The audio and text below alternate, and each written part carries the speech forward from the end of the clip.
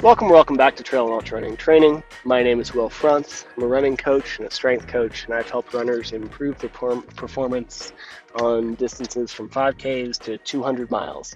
Thank you for joining me for this another version of training in the car while I go through this kind of busy period of life. But also, it is very possible I, that I might have more time, I guess, is the short version here. And I'm going to use some of my personal training story to talk about training in general today. So, I tend to train a lot. I train in ways that I don't necessarily prescribe to other people. The vibe is the same. The exercises are along the same guidelines, right? Because we know what works. We know that a lot of volume with running, especially slow running, is going to make you a better runner. We know that we need to do some high-end speed work, especially in the VO2 space and the lactate space, and we can quibble about those terms, but basically faster stuff is going to make you faster.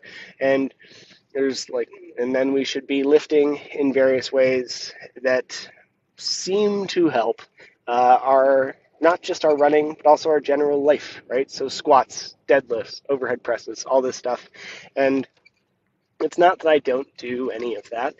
Um, but I do often train in a way to try to find problems, not just in myself, but in my programming or potential programming. If I'm thinking about programming or training other people, then I want to make sure that I work out kinks or problems or weak points, or even more importantly, overtaxing methods that may lead someone else to injury.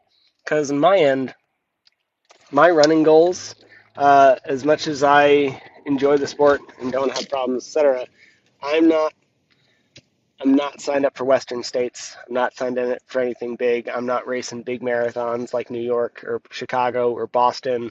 And the goals of the people who trust me to coach them are far more important than whatever athletic goals I have myself, if I'm going to be honest. I like to train, but the end goal isn't the point for my own stuff.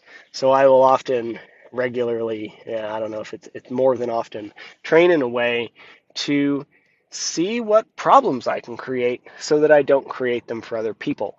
And when you fuck around sometimes, you find out. And I recently found out that when I do speed work and then combine that with uh, plyometric stuff, and ramp that up a little too quickly. And then there's some other complicating factors as well. Um, I get hurt, and I got hurt with what is very likely a stress fracture on my foot. And I have found weak points in the past. They usually require like a couple days of rest or more food or whatever.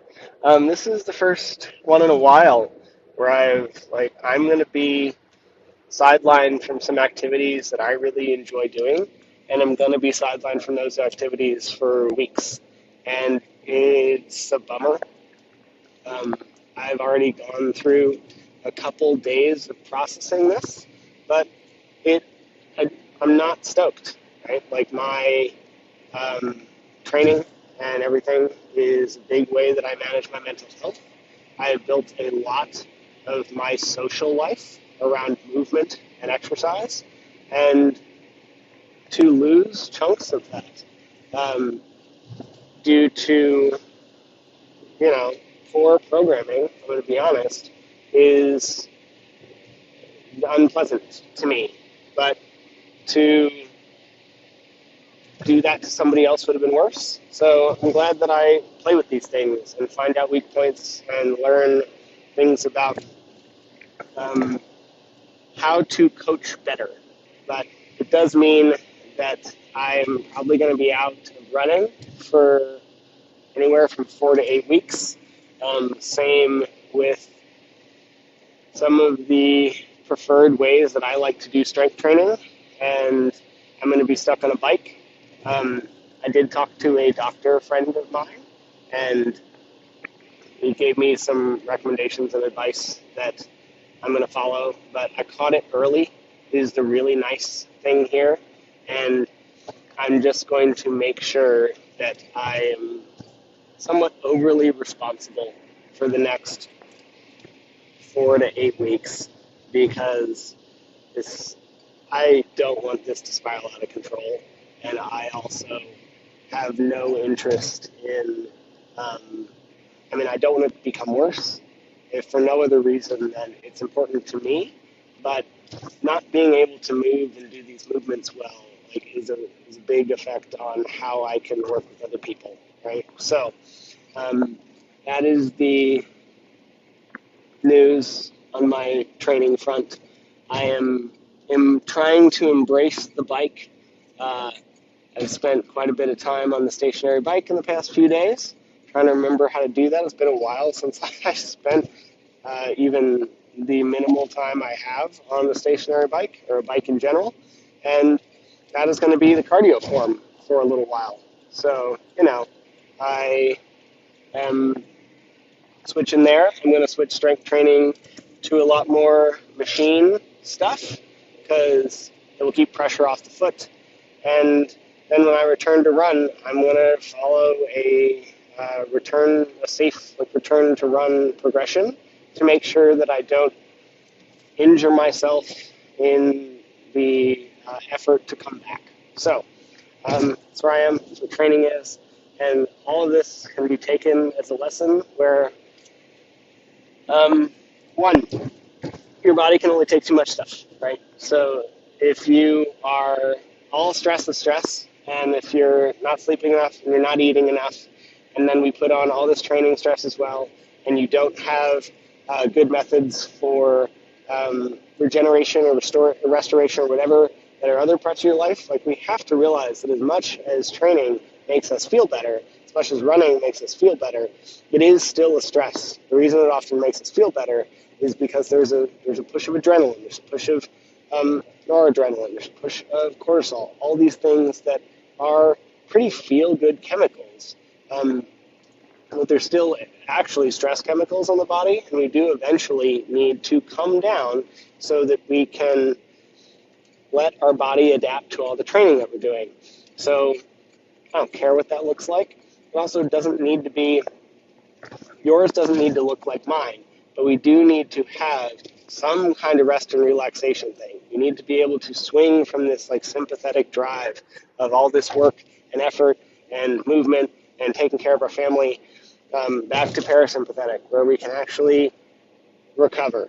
And some of the best athletes in the world are able to switch back and forth on a dime. And that is one of the things that makes them great at what they do. So if we can all embrace this need and almost learn to enjoy the recovery period, then we're going to do a lot better. Our training will be a lot better. We'll get more out of it.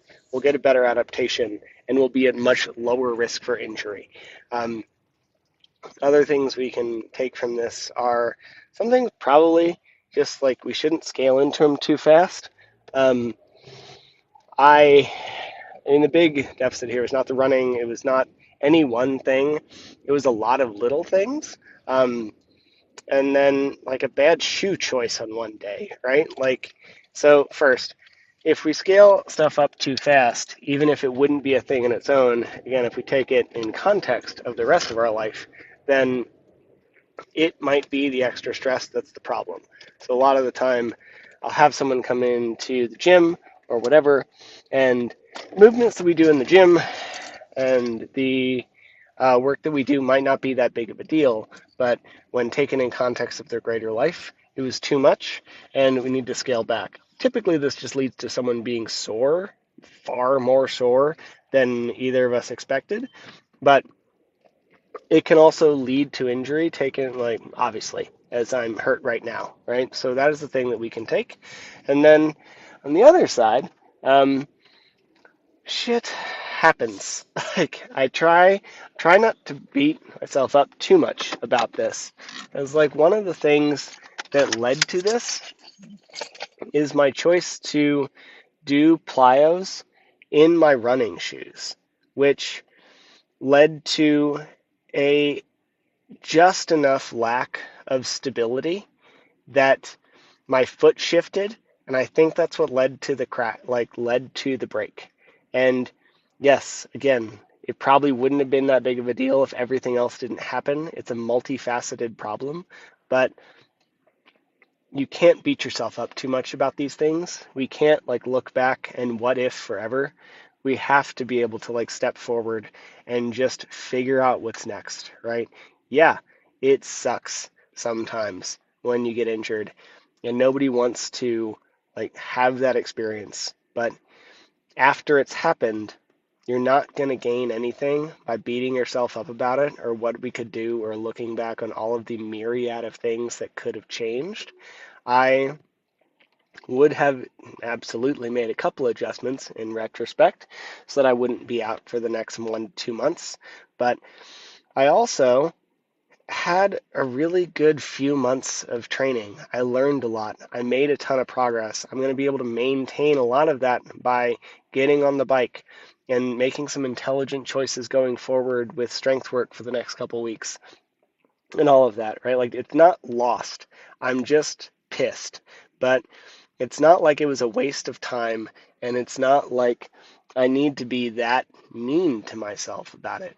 You just need to move forward. You need to get on the bike. You need to continue being consistent. You need to continue eating food. Like that's one big thing that I see go wrong when people have breaks or injuries is it would be really easy for me to fall into some old habits and undereat right now, but my body needs the food to recover. It probably doesn't need as much as it was when I'm training like 3 hours on whatever day, but it does need more than I might be inclined to eat. So we're still going to keep food high. We're still going to rest. We're going to sleep. We're going to take care of things. I'm going to keep training volume up as much as I can to maintain.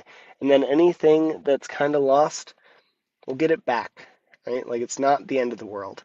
So that is where I am with my training.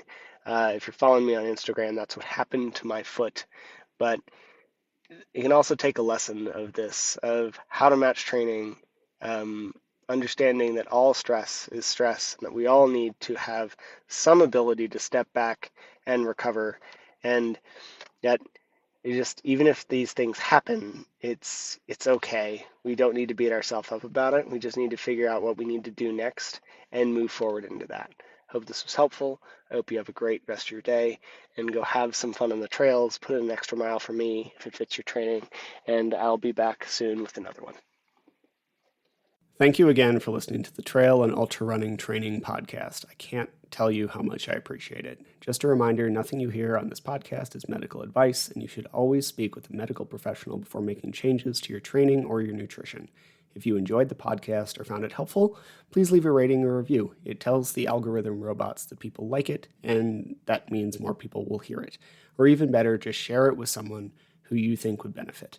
If you prefer a video version, head to the Trail and Ultra Running Training Group on Facebook or check out the Mountain Goat Endurance Coaching YouTube channel. Thank you again, and I hope you have a great next run.